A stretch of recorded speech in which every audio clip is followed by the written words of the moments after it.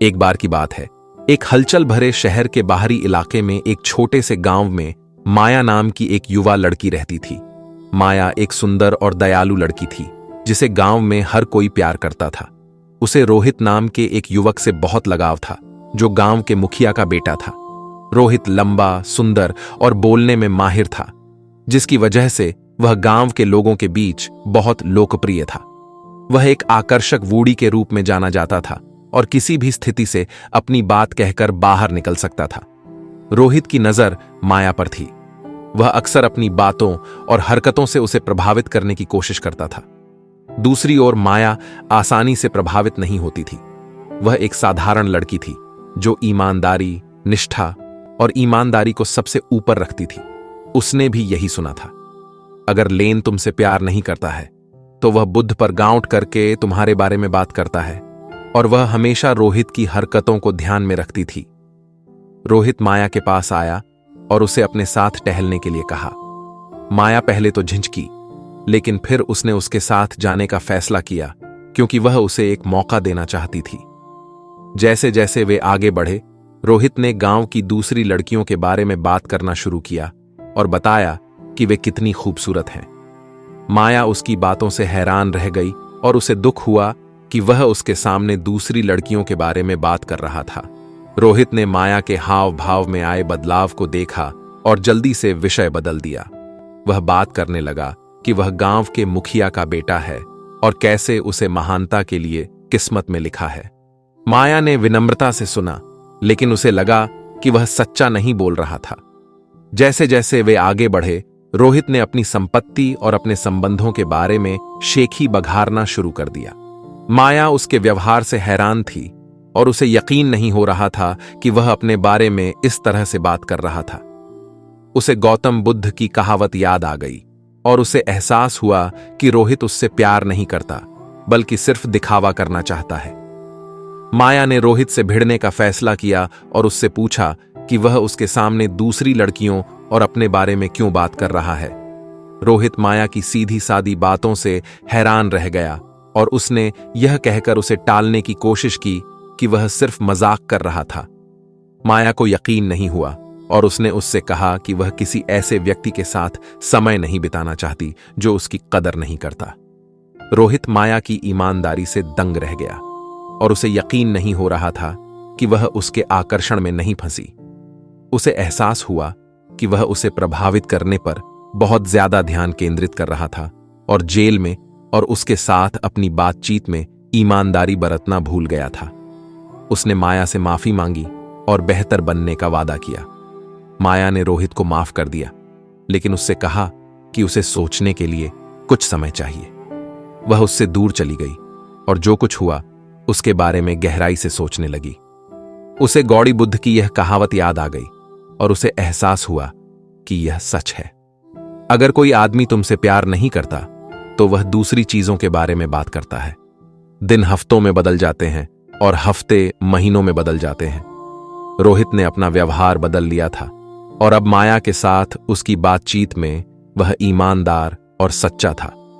वह अब दूसरी लड़कियों या खुद के बारे में बात नहीं करता था, बल्कि माया और उसकी रुचियों पर ध्यान केंद्रित करता था। माया रोहित के बदलाव से प्रभावित हुई और उसके लिए भावनाएं विकसित करने लगी। एक दिन रोहित ने कांतमाया से शादी करने के लिए कहा। माया बहुत खुश हुई और उसने हां कर दी। गांव में एक छोटे से समारोह में उनकी शादी हुई और उसके बाद वे हमेशा खुशी खुशी रहने लगे।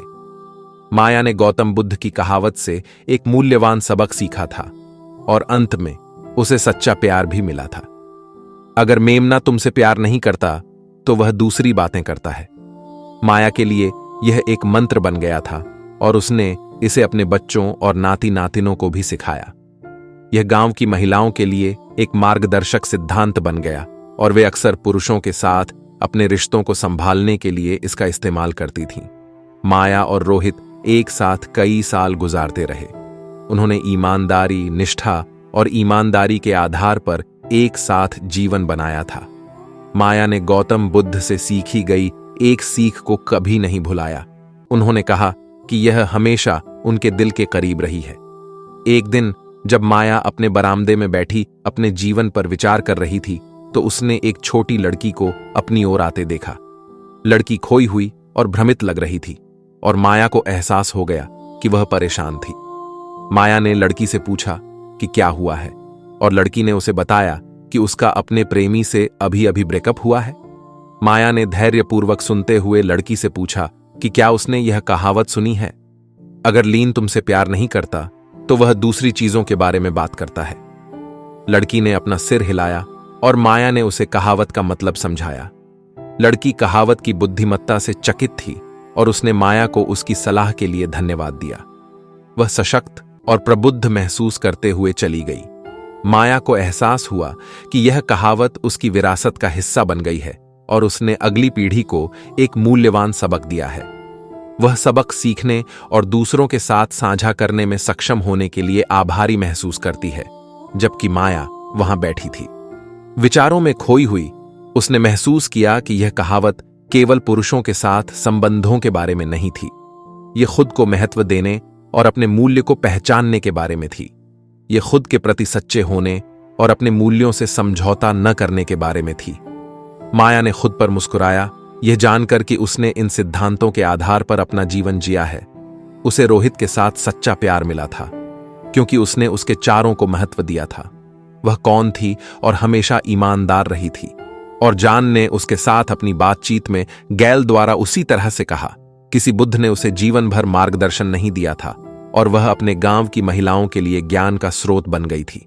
माया को इस विरासत का हिस्सा होने पर गर्व महसूस हुआ और मुझे पता था कि यह महिलाओं की भावी पीढ़ियों को प्रेरित और सशक्त बनाना जारी रखेगा।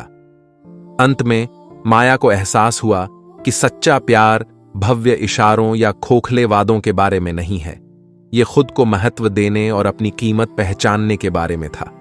यह दूसरों के साथ अपने व्यवहार में ईमानदार, वास्तविक और ईमानदार होने के बारे में था, क्योंकि माया ने अपनी आंखें बंद कर ली थीं। उसने फुसफुसाते हुए गौतम बुद्ध को उनके बुद्धिमान शब्दों के लिए एक मौन धन्यवाद दिया और उनके प्यार और ईमानदारी के लिए इसे पंक्तिबद्ध किया। उसे यकीन था कि उसने एक पूर्ण और सार्थक जीवन जिया है और उसकी विरासत आने वाली पीढ़ियों के माध्यम से जीवित रहेगी।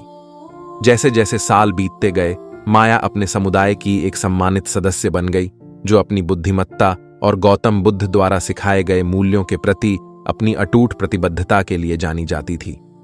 वह अपने गांव की महिलाओं के साथ भी यही साझा करती रही और यह उनके बीच एक आम बात बन गई। एक दिन माया को खबर मिली कि गौतम बुद्ध स्वयं पास के शहर की ओर जाते हुए गांव से गुजर रहे थे।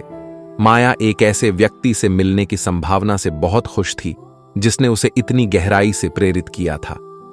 जैसे ही उसने खबर सुनी, माया गौतम बुद्ध से मिलने के लिए निकल पड़ी। वह घंटों पैदल चलती रही, उनके पास पहुंचने और उनकी शिक्षाओं के लिए अपना आभार व्यक्त करने के लिए दृढ़ संकल्पित थी। आखिरकार वह गांव के बाहरी इलाके में पहुंच गई जहां वह रह रहे थे। माया ने गौडिन बुद्ध के पास जाकर उनके सामने सम्मानपूर्वक झुककर प्रणाम किया। उन्होंने उस पर दयालुता से मुस्कुराया और उससे पूछा कि उसके मन में क्या है। माया ने उन्हें बताया कि कैसे उनके कथन ने जीवन भर उनका मार्गदर्शन किया और उनके गांव की महिलाओं के लिए प्रेरणा का स्रोत बन गए। गौतम बुद्ध ने ध्यान से सुना और स्वीकृति में अपना हाथ हिलाया। मुझे यह सुनकर खुशी हुई कि मेरे शब्दों का इतना सकारात्मक प्रभाव पड़ा है, उन्होंने कहा।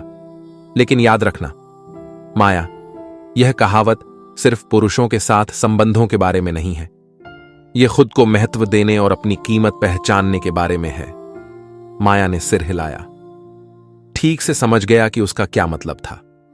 उसने कहा, मैंने अपना जीवन उन सिद्धांतों के आधार पर जिया है और जब तक मैं जीवित रहूंगी मैं ऐसा ही करती रहूंगी। गौतम बुद्ध ने उसे देखकर मुस्कुराया और अपना हाथ उसके कंधे पर रखा। उसने कहा, माया, तुम एक बुद्धिमान महिला हो और एक विरासत आने वाली पीढ़ियों तक जीवित रहेगी। माया ने गौतम बुद्ध के ज्ञान के शब्दों और उनके द्वारा दी गई प्रेरणा के लिए उनके प्रति गहरी कृतज्ञता महसूस की। जब वह अपने गांव वापस जा रही थी तो उसे उद्देश्य और दृढ़ संकल्प की एक कठोर भावना महसूस हुई। वह जानती थी कि गौतम बुद्ध की शिक्षाओं को दूसरों के साथ साझा करना और उन्हें अपना उद्देश्य और अर्थ खोजने में मदद करना उसकी जिम्मेदारी है। और वह जानती थी कि जब तक वह खुद के प्रति सच्ची रहेगी और खुद को और दूसरों को महत्व देती रहेगी, वह ऐसा करने में सक्षम होगी। उसके बाद के वर्षों में माया अपने गांव में एक आध्यात्मिक नेता बन गई। गौतम बुद्ध की शिक्षाओं को हर उस व्यक्ति के साथ साझा करना जो सुनने को तैयार हो। उसके ज्ञान के शब्द और उसके मूल्यों के प्रति उसकी अटूट प्रतिबद्धता ने अनगिनत महिलाओं को जीवन में उद्देश्य और अर्थ की अपनी भावना खोजने के लिए प्रेरित किया। और जैसे ही माया अपने जीवन के अंत के करीब पहुंची, उसने साझा किया कि उसने एक पूर्ण और सार्थक अस्तित्व जिया है। उसे रोहित के साथ सच्चा प्यार मिला था और उसने अनगिनत अन्य लोगों के साथ गाला बुद्ध के ज्ञान को साझा किया था। जैसे ही उसने अपनी अंतिम सांसें लीं, उसने ज्ञान के शब्दों के लिए गैल नो बुद्ध के प्रति कृतज्ञता की एक मौन प्रार्थना की और उसके प्यार और समर्थन के लिए उसे पंक्तिबद्ध किया। वह जानती थी कि उसकी विरासत आने वाली पीढ़ियों के माध्यम से जीवित रहेगी और उसकी आत्मा आने वाली पीढ़ियों के लिए दूसरों का मार्गदर्शन और प्रेरणा देती रहेगी।